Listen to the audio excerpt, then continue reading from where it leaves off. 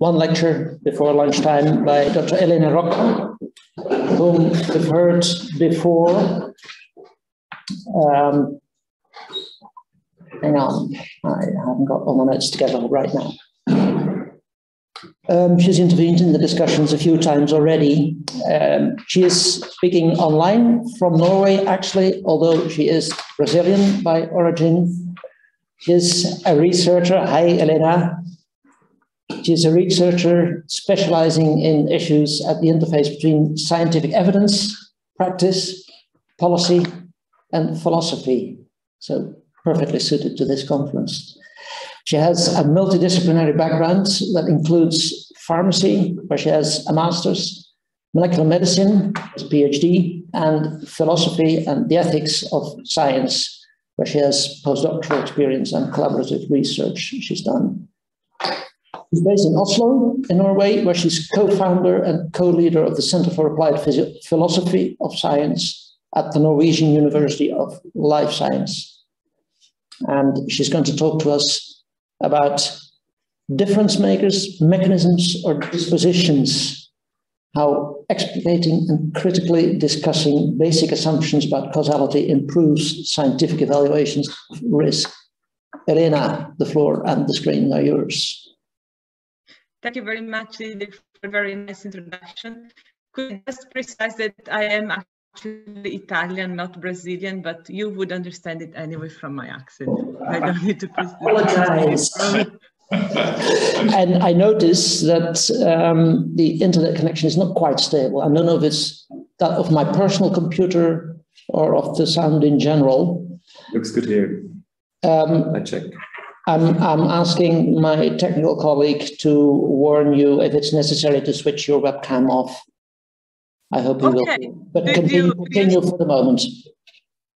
Okay, just let me know if I freeze or anything. Do you see now in the screen the right presentation or the presenter mode? We definitely see the first slide, your first slide, your title slide. Correct. So I'll start it now. Okay. Thank you very much. I am very honored to be part of this fantastic conference. I have to say, very good discussions so far and presenters. Before I start talking, I definitely want to acknowledge my co-authors and collaborators, Frederick and Rani. They are the philosophers of the center. I have a natural science background, as Didrik said. And together we work at the Center of Applied Philosophy of Science in Norway, where we research at the interface between philosophy and science. Coming to the outline of my talk, I'm going to talk a bit about ontological basic assumptions in science that we call bias as an acronym, but not only, as I will explain, and how they relate to expert disagreement.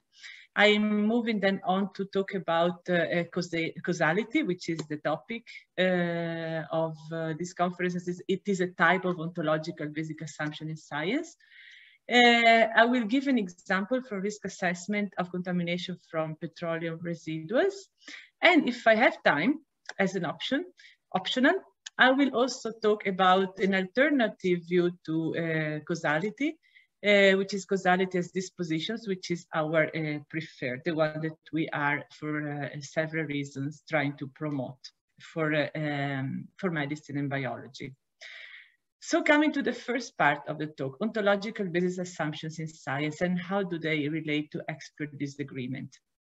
So I'd like to start talking about the ideal of science as objective, transparent, and free from bias, an idea that has been dominating through the centuries, and it's still dominating now, although it is put a lot in discussion in the last decades from philosophers of science. Anyway, the scientific community has made substantial efforts to detect, explicate, and critically examine different types of bias. There are catalogs of biases, for instance, online available from the Oxford Center of Evidence-Based Medicine, and tons of work done on that. To make, the aim is to, of course, make science more objective, or as objective as it gets. But despite of that, experts still give contradictory answers to the same scientific questions. And this is not an exception. This is, I would say, almost the norm. And we have seen this, especially in the last 2 years, in the era of COVID-19, which I would also define the era of expert disagreement. We have seen experts disagreeing publicly on a number of issues that I'm sure I don't even need to remind you. Just to say a couple, like do we have enough evidence to justify social distancing as a measure to stop the spreading? Should we use the masks, etc. So if we want to use science as a key element of governance, which I would say the majority of us wants, we have this challenge. The challenge is that experts interpret scientific data differently. And they disagree on how to weigh evidence. And this is not actually something that only happens when there is extremely high uncertainty, like in the case of the beginning of the COVID-19 pandemic. But this disagreement happens also when a reasonable amount of data is collected, as famously stated by Edgar Douglas in 2000. And I will give some examples of that in what follows. So what happens when experts disagree, not over the facts, so they agree on the common available evidence, but they disagree over the choice of methods, the interpretation of results, and the estimation of risks. We are saying that they're actually disagreeing over the philosophical basic implicit assumptions, to which we gave an acronym of philosophical bias. Because as bias, the way we intend normally as systematic error, they change, skew the way we interpret the result and in the way we do the whole scientific enterprise.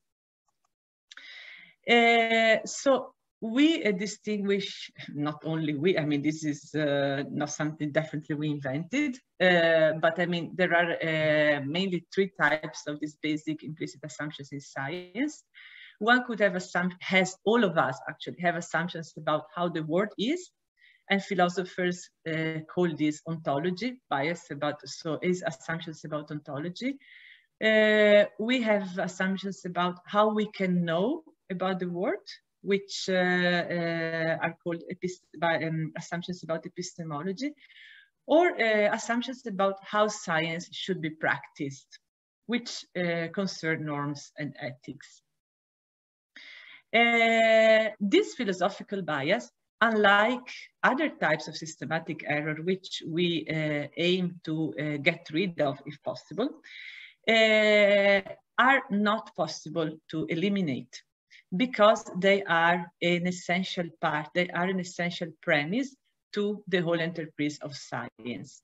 And this we explain in this commentary that we published some years ago called, for this reason, philosophical bias is the one bias science cannot avoid. And here we try to promote the fact that what we need to do, what we ought to do with philosophical bias is to make them explicit and make them part of our scientific argumentation. Because I mean, we cannot try to eliminate them like other bias. Now, today I'm going to talk more about, I'm going to talk only about bias of ontological type because in this category, causality belongs. So, but first I would like to say, to just specify a bit more, when are ontological bias, ontological basic assumptions bias? Well, when they remain implicit.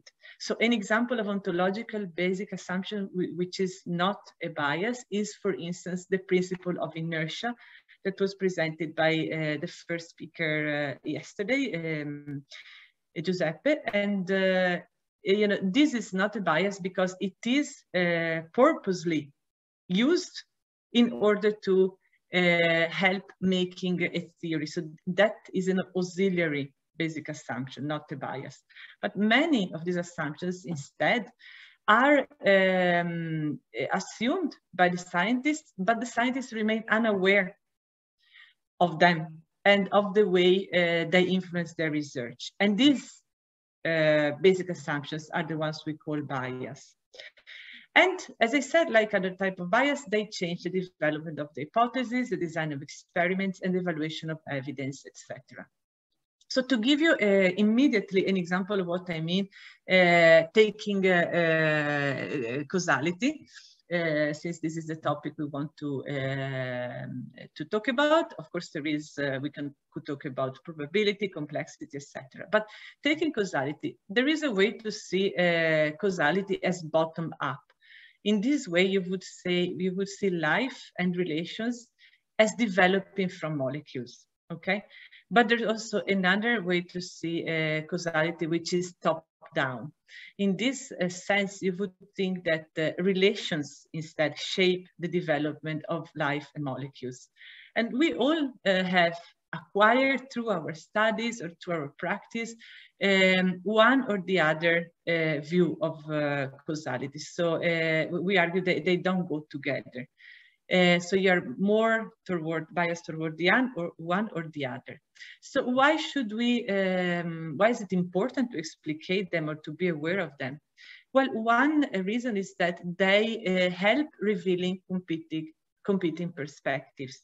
For instance, if you think about the typical divide, which is between, if you want to represent it on the left side with the mouse, the view of science that in order to understand reality, the first thing to do is starting from isolation and experimentation in order to then be able to understand the messy world.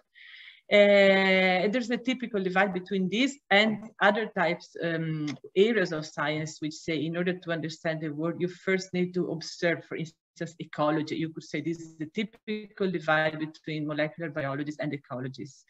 Well, if you think about it, this is actually a divide between two basic assumptions. So if you think that causality starts from molecules, then the first thing you have to say, that life generates from molecules. The first thing you have to understand in order to understand life is understand first the molecules, and then you will see how they relate. But on the other hand, if you think that life is shaped, so that molecules are shaped by life and interactions, then first you want to look at the interactions. So start with observation in field, and then eventually look at what happens with the molecules. So you see that by teasing out these basic assumptions, you're able to see where actually the precise disagreement lays.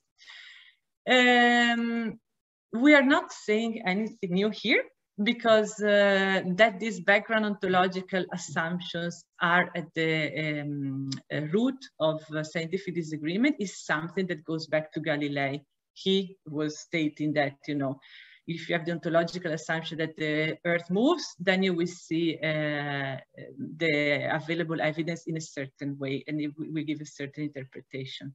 And then you have in the history a lot of philosophers and scientists, of course, talking about that. What we're saying new is that this applies also to disagreements that are applied technology, that has something to do about society, because there's not much attention about these ontological basic assumptions in this kind of disagreements. We tend to think that they're epistemological, that they're disagreements about how we can look at the world. So we say that apparent epistemic disagreements are sometimes ontological, and this is not true for basic science only, but also for evidence-based policy, okay? And they often remain implicit. Okay, said that, I would like then to go into the ontological basic assumption of what is causation, which is something about what the world is, not about how to know about the world. So what is causation? And I will tell you that there is a dominant bias of this type in science. So if this was a class, I would ask, what does it mean, in your opinion, that A causes B? And then, you know, I will leave you, probably that would become a 2-hour discussion. And I think that if each of you tries to think about that, you probably come out with different answers, because this is a varied, a diverse audience. But an answer that probably the majority of you would give me is that a cause is something that makes a difference to the effect. This is a very robust definition of a cause, because it is very intuitive. It doesn't fail our intuition, and because it works in the very majority of settings. Another way to say this is that A is a cause of B if without A there is no B. And this we call a counterfactual thinking, because we think what would happen if there wasn't A, so a counterfactual.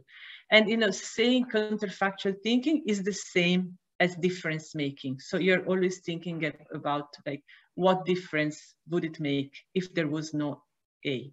Okay, this way of thinking about causality is a dominant one in science.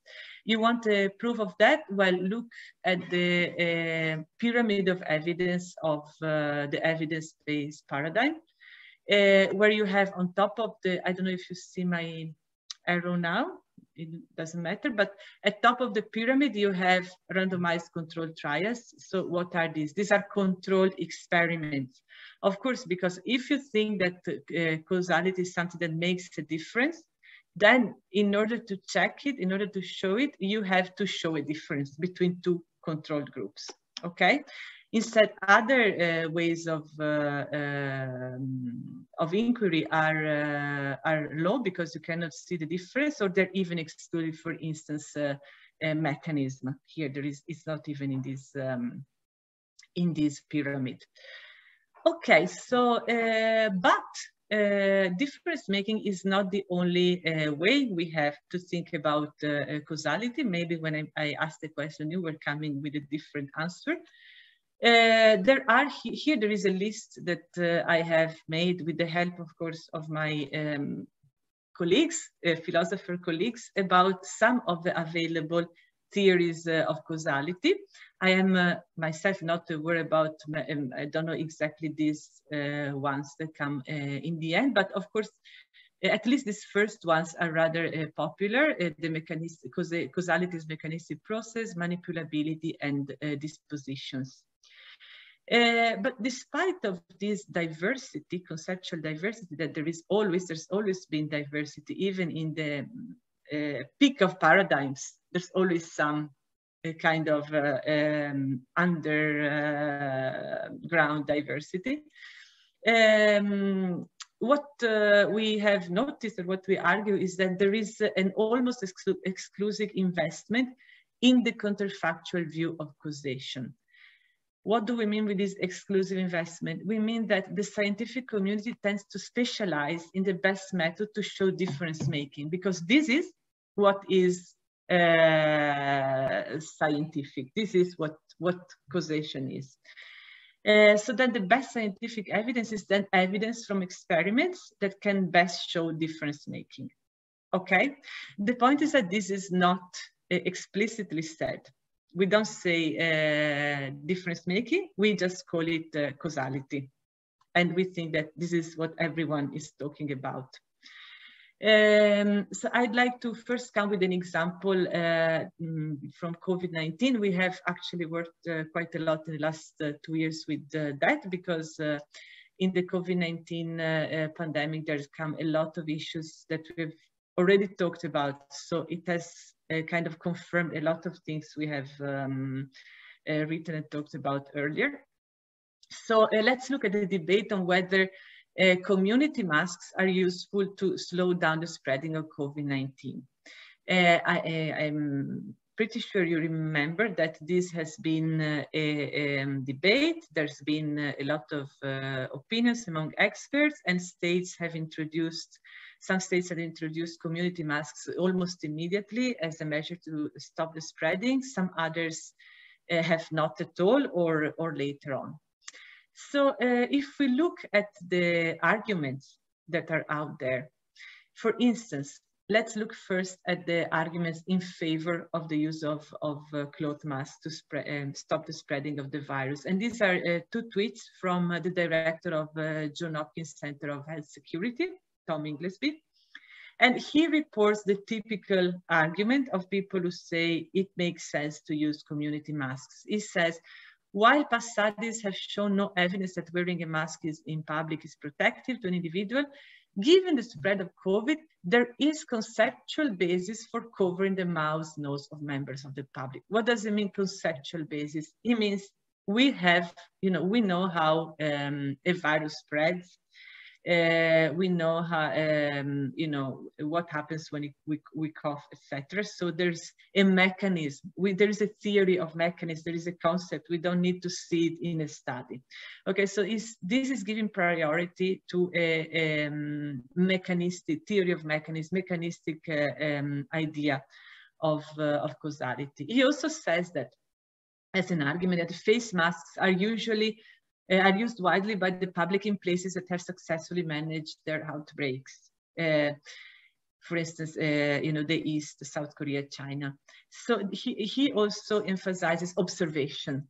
So over experiment, these are observations. No, it doesn't say there are experiments here and there, but we can see. So theory of mechanism and observation. In contrast, if we want to look at arguments against the use of cloth masks, and in the right, I've put the sources of the articles that are sources of the quotes that are in the left. So what they say is that the research literature on mask usage doesn't provide definitive answers. There are no large-scale clinical trials proving that personal use of masks can prevent pandemic spread. There are no large-scale clinical trials. So we cannot see the difference making. Another one is the trials neither prove that masks are useful nor that they're dangerous or a waste of time. That's because the studies have been both few in number and beset with methodological problems. So on one way, you see that different arguments underlie different views of causation. For example, these arguments that are against this measure are based definitely on a difference-making view of causation or causality. But you also see that methodological discussions are always about how best we can show difference-making. But the basic assumptions is not discussed. I haven't found at least one of these expert public discussions saying, should we say that causality is difference making, or what are we talking? Are we talking about difference making here? This is always implicit. It's given for granted. So what is wrong about that though? What is wrong about having this as the main, why am I talking to you about this now? Well, the question that I want to pose is, do causes always make a difference? If yes, then there's no problem. If not, we have a problem. So to show you that it's not the case, or to put there a little bit of a doubt, I want to show you another example about a disagreement concerning COVID-19, which is the issue of assessing the number of deaths due to COVID-19. So, of course, it is important to have the right overall death count as a basis to make policy, but also for the public perception of seriousness and risk. But as you might remember, this has not been an easy task.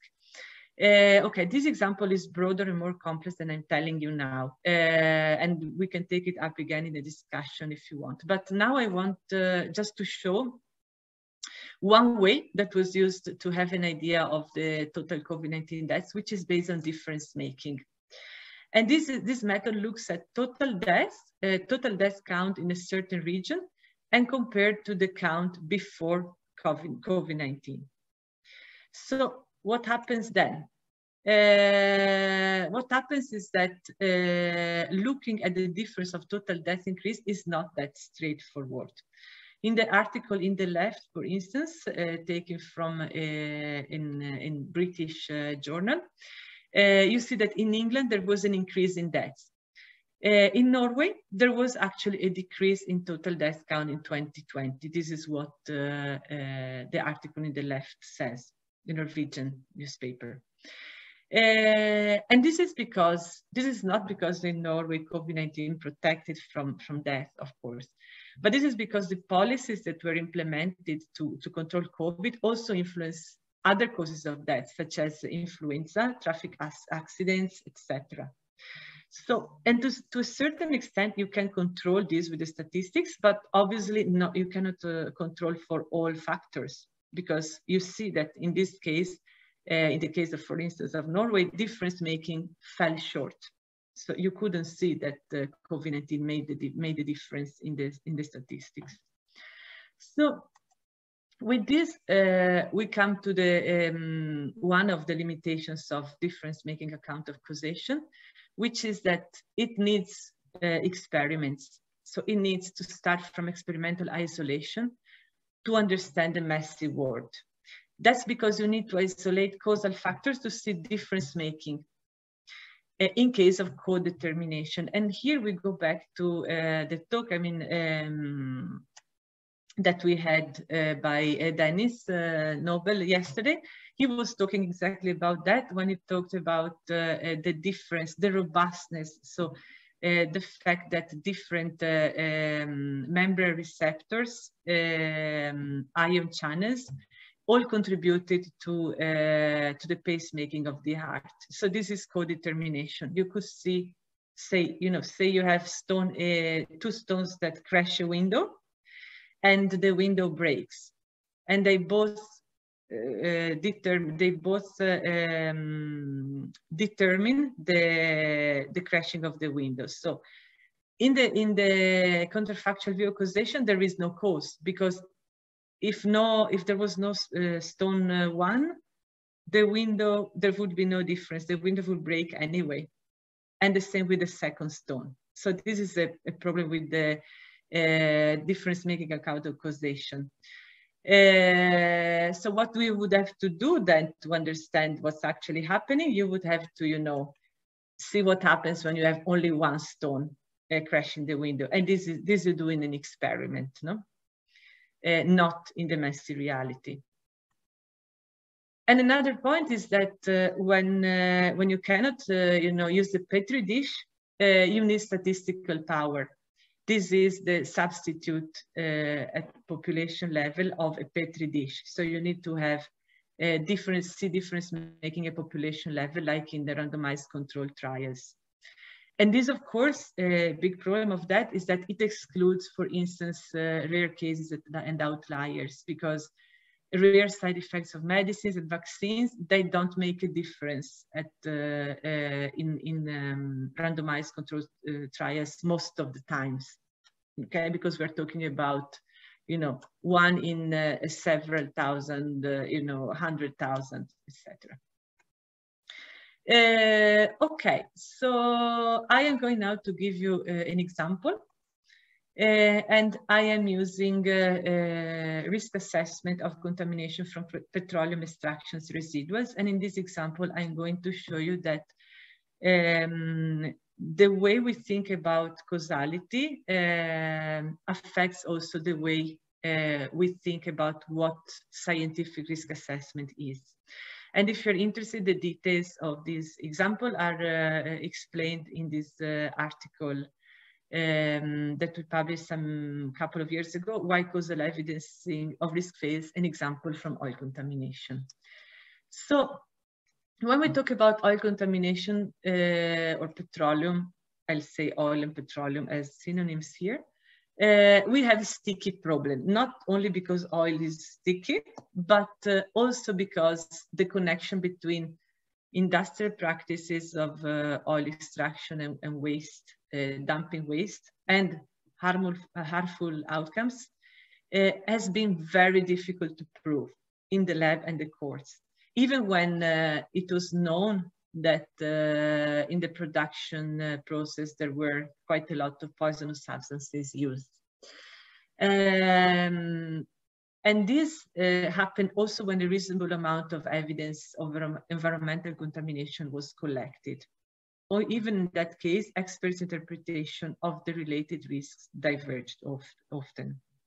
And here I'm talking, just as a clarification, about expert disagreement. Now I'm not talking about citizen disagreement, civilian disobedience, etc. Here I'm talking just about what the experts think. So why is this uncertainty in the toxicology of contamination, oil contamination? Well, it is quite a problem, first of all, because it's been 50 years from the beginning of oil extracting activities, and there are over 600 million people, and maybe this number is now old because it's from a couple of years ago, that are exposed to contamination in developing countries. And these health-related risks are still uncertain.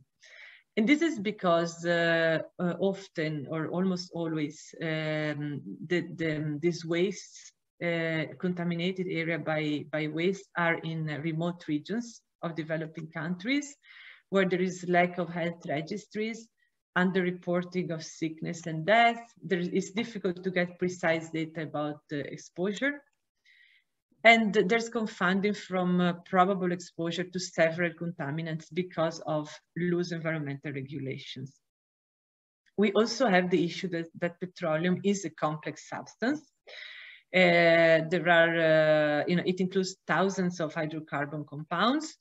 Some of these consist of 100 carbon atoms or more, and the majority of these components have never been analyzed, actually. Okay, this is, for instance, just to show some of the complexity of crude oil chemical composition. It is called, with this umbrella definition of total petroleum hydrocarbons, TPH. So we mean all the components, hydrocarbon components of petroleum.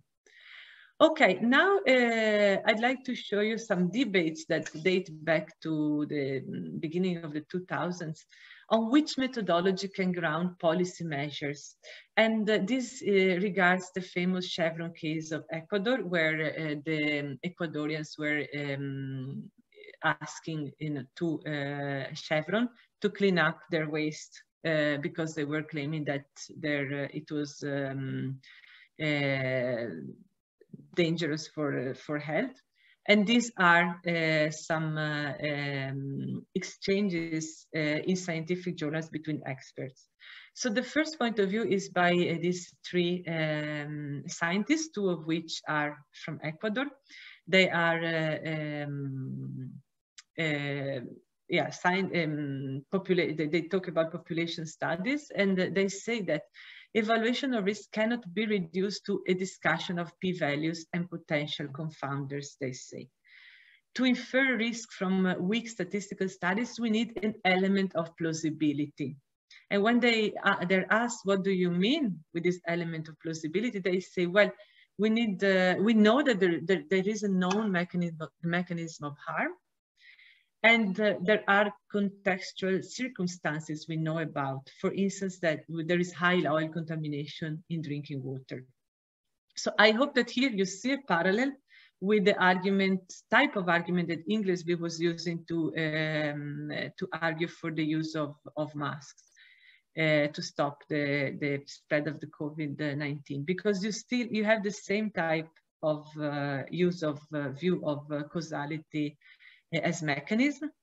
And here you also have social political values.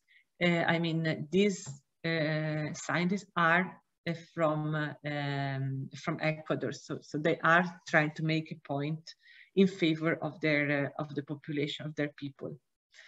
But here's the answer from a European scientist, Semiatici. I hope I pronounce it rightly. He says, his words are, epidemiology is not for the ages.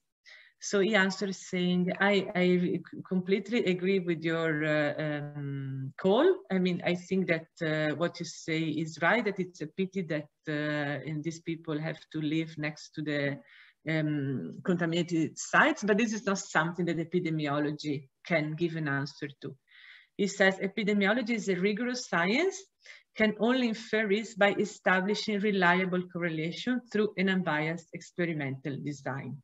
So here you see he thinks that when we talk about science, we're talking about causality as difference making, and there's not another way of thinking about causality which can be considered scientific. He also reiterates this idea of value-free science. So he thinks that you want to include socio-political values into science. Well, this is not proper. Okay, seeing these two sides of the debate, let's go a little bit deeper again in what has been done.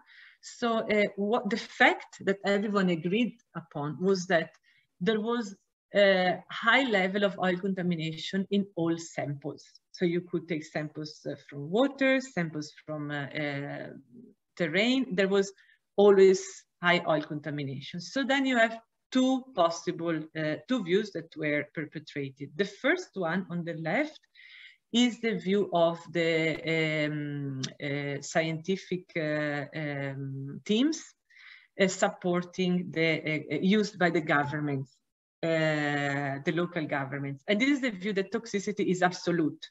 So if you have contamination in all samples, that means all samples must be toxic. So industry, please clean up your waste. Another view, though, is that toxicity is not absolute.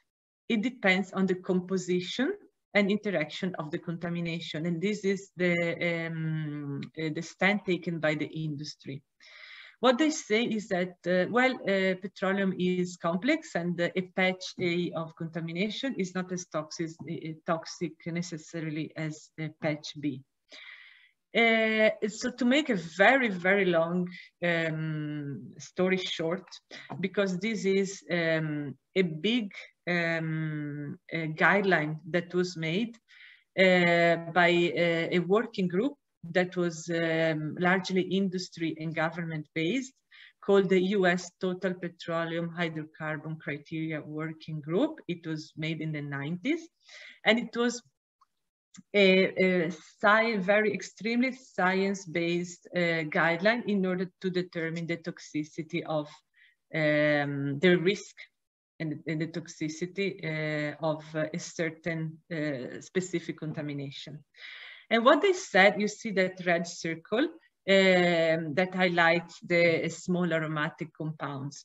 What they find is that, yes, there is intrinsic toxicity in many compounds that we know of oil, but it's only the small aromatic compounds that evaporate or dissolve in water. So they are the only ones bioavailable.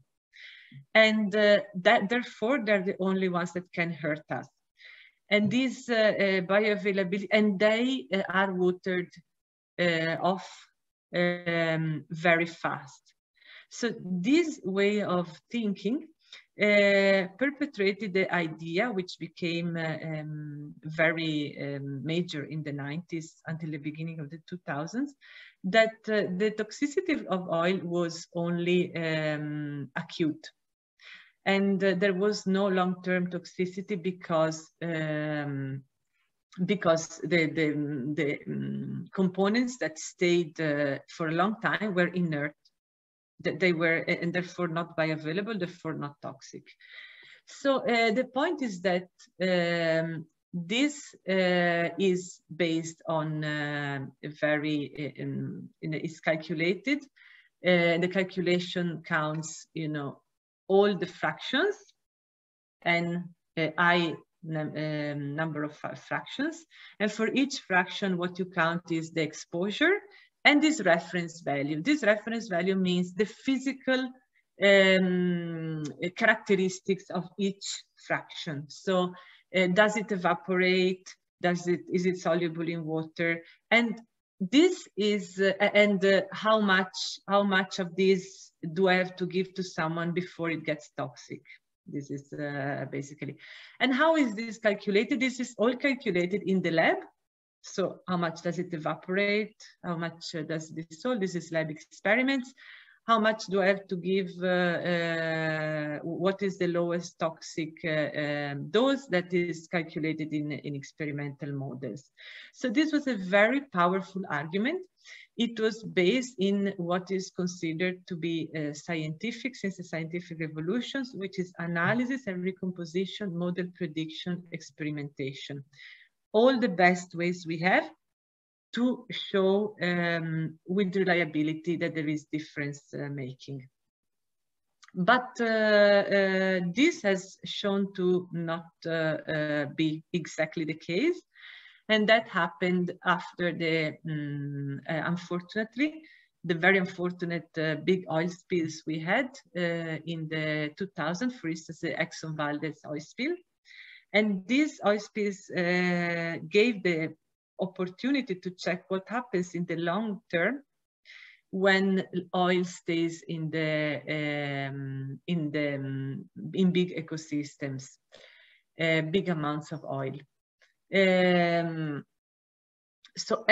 What was found contrary to this US working group conclusion is that the studies that were made years after that, we're talking now about 10 years after the oil spills, that suggested that the weathering of oil does indeed diminish its toxicity, but at an unpredictable pace that depends on the specific environmental conditions. So for instance, there are some places that can trap oil sediments physically, for instance, mussel beds, as you see in the right side. So depending on the environment, you get longer lasting toxicity, sedimentation. But in addition, they also indicated that these heavier compounds are actually bioavailable and they are toxic even at very low doses that were not considered toxic from the lab experiments. For instance, in developing organisms. You see here in the left, there is the difference, again, difference making, but this between a developing organism that is the bee, that is developing fish embryo, which is exposed and not exposed to oil contamination. But notice that this is again an experiment that shows difference making, but the hypothesis had come, and that's the whole difference, by starting by looking at what happened observationally only in the environment in these sites of spill after years. And they also suggested that in the long term, oil effects in the population are amplified rather than diminished, especially through trophic chain and other interactions, and therefore they become substantial. So what you see here is that you have a scientific practice, the practice that is considered scientific, that comes from a norm, because we say that we do good science because we are in a certain norms that are dictated.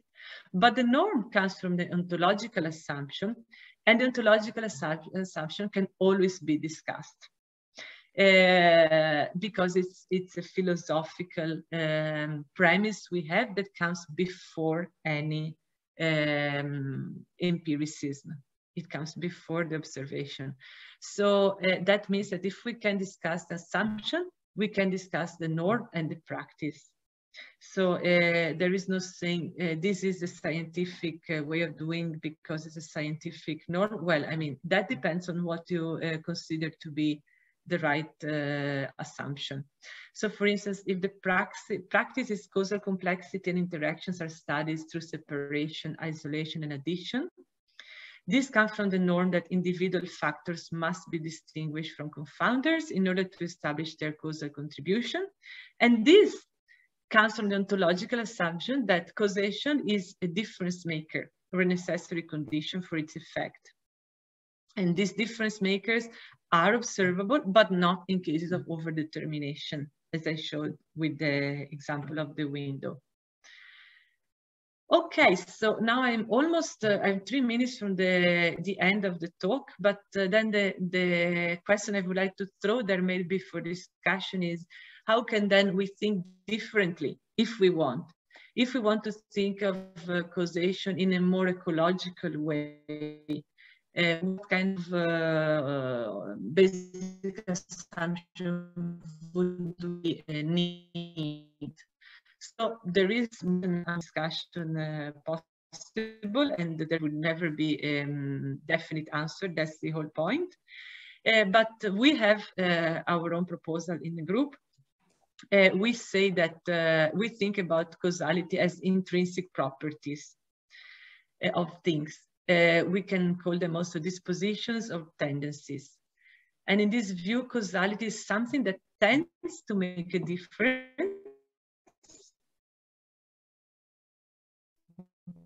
not necessarily makes it. Sorry to interrupt. Maybe switch off your webcam to improve the internet connection, because your sound is interrupted.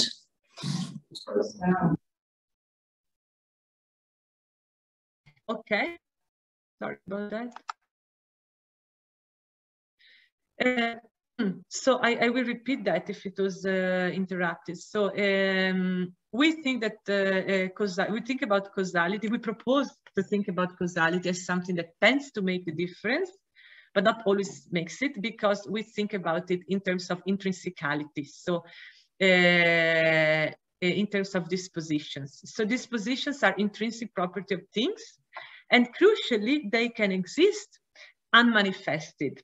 You know, they're still there, although they are not manifested. For instance, a glass is fragile, but it can nevertheless remain intact for forever if treated with care. A woman can be fertile without ever being pregnant. So Nancy, okay, suddenly I'm not allowed to proceed anymore. So maybe it's my time is up. Okay, yes. Not for that reason, no. No, okay. So Nancy Cartwright wrote many books. This is one of them. But we are very much, she's maybe I would say the greatest living philosopher of science, according to many. She thinks that the whole scientific enterprise is about finding properties or potentialities. She calls it stable capacities. We call it dispositions, or other calls it causal power. It's more or less the same idea. So, and we very much agree with that, because when we see, for instance, that paracetamol makes cures more participants in the test group than in the control group. Yeah, we're very excited about that. Why? Because it's a way to show that paracetamol has an intrinsic property to cure headache. Okay. Okay, so these are properties or potentials of things or systems that can become manifested under certain conditions.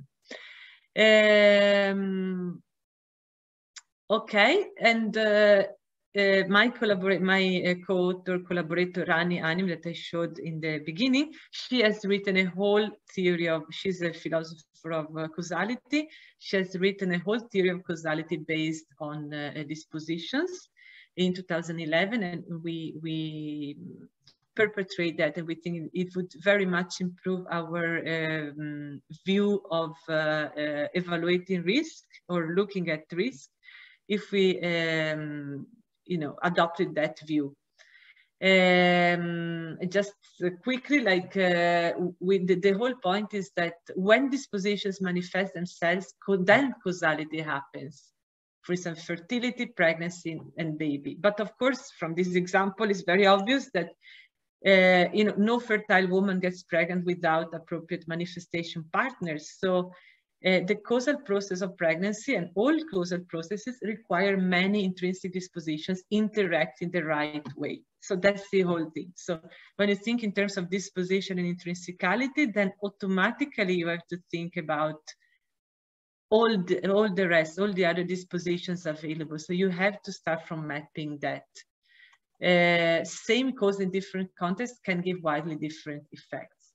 That's the, I mean, of course, we could, we have 1,000 examples of that. Think about allergy, etc.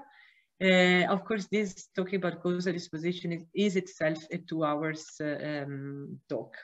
So I would like to just stop by saying that if we shift the attention to the dispositions or properties of a system, we need to look at causal mechanisms and interactions and the dynamics at place, because that we don't see the difference making does not mean that there is not the intrinsicality there. So you need, it's much more of a complex enterprise to look, to discover disposition intrinsicalities. You cannot stop at one way, the difference making. Of course, the difference making is very important because dispositions tend to make a difference, but you cannot stop there. You need a pluralism.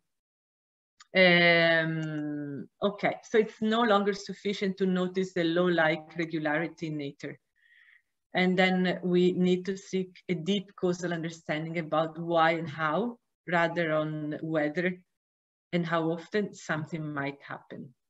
Okay, we could, if you want, discuss, if you're interested, discuss about dispositionalism for what I can, because I'm not a philosopher myself.